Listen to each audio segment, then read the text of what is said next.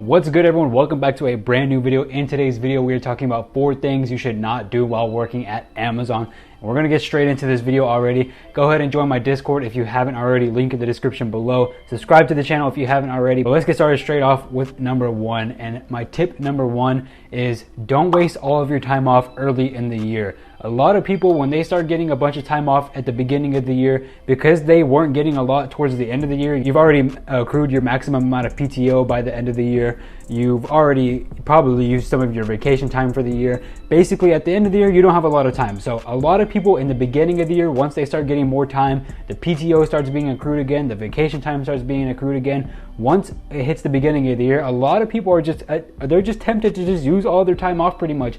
And I'm not gonna lie, I can relate to that.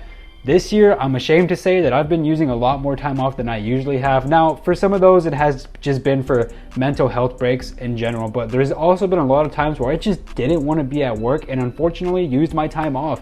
My advice and my thing is that don't waste all your time off at the beginning of the year, because once peak comes around and we're working like 55-hour weeks and stuff like that, you're not going to want to work every single 55-hour week every single week. You're not going to want to do that. There's most likely going to be a day where you're just like, man, my body's in pain, or I'm mentally tired or mentally exhausted. I need to rest. Save your time off for peak season at the end of the year. Don't waste all your time off at the beginning of the year, especially because you might have emergencies, you might have a family emergency, and you won't have any time off to use. What are you going to do then? So save your time off. Number 2, this is a big one.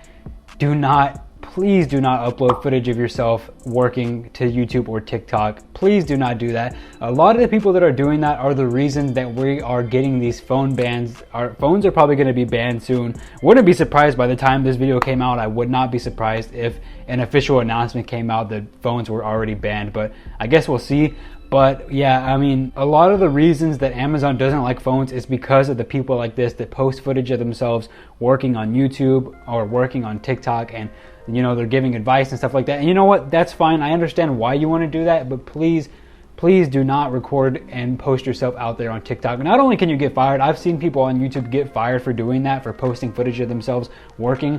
Not only can you get fired, it's just, it gives a bad look on the employees and a bad look on content creators. And then not only that, it just gives a bad look on phones, and it gives Amazon more reasons to ban phones. So just please stop doing that. And if you've thought about doing that, just take this advice.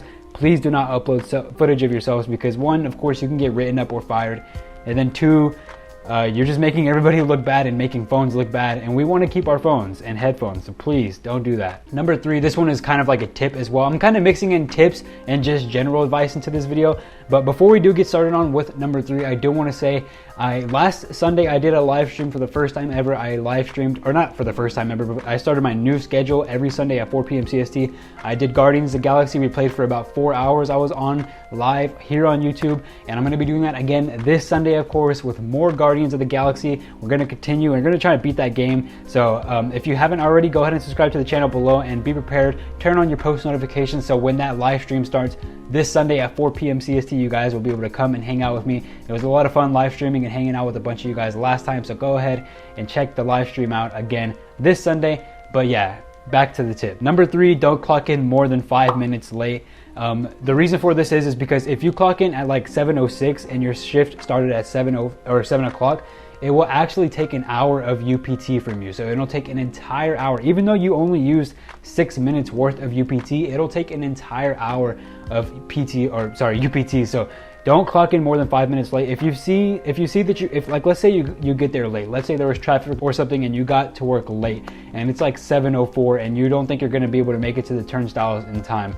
If you see that and you know that's going to happen, just clock in at like 7:06 or whenever you're supposed to clock in, but fill the rest of that void with PTO. So let's say you were supposed to clock in at, or let's say you clocked in at 7:06, do 7 o'clock to 7:06, use it all the PTO so it won't use your UPT, and you don't want to have to dig in an entire hour of UPT just for being 6 minutes late. So go ahead, don't clock in more than 5 minutes late. If you can make it to work on time, of course, do that. You're allowed to clock in up until 7:05, 5 minutes after your shift starts, but just in case you don't or you miss that time frame, go ahead and use PTO to cover the rest of that time. Now, number 4, this is definitely just a personal gripe. I don't know how many people have an issue with other employees that do this, but I personally do.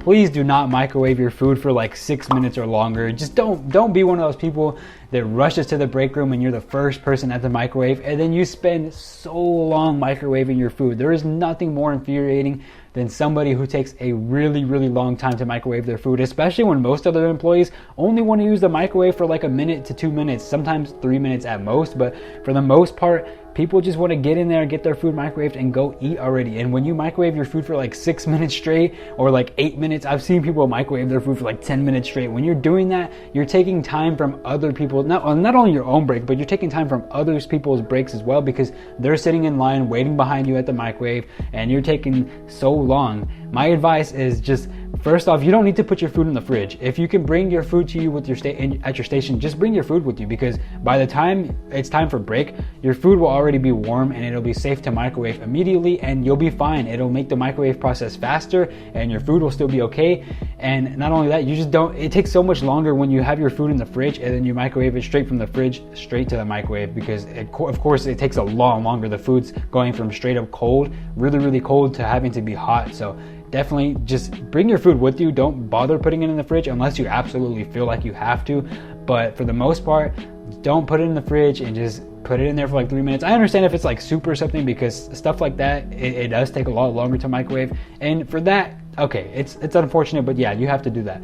But for the most part, if you are microwaving like grilled chicken and rice, it doesn't need to go in there for 5 minutes. Just take it out of the fridge, or don't put it in the fridge to begin with, and put it straight into the microwave right when your break starts. Last one was just a personal gripe, but that's going to be the end of this video. Again, check out the live stream this Sunday, 4 p.m. CST. Subscribe to the channel if you haven't already. I'm going to end that there, guys. Thank you so much for watching this video. If you did enjoy it, leave a like, subscribe to the channel down below, and I'll catch you all on the next Amazon video, probably on Monday. Or I say probably, of course it's going to be on Monday, but I'll catch you guys then. Love you all. Peace.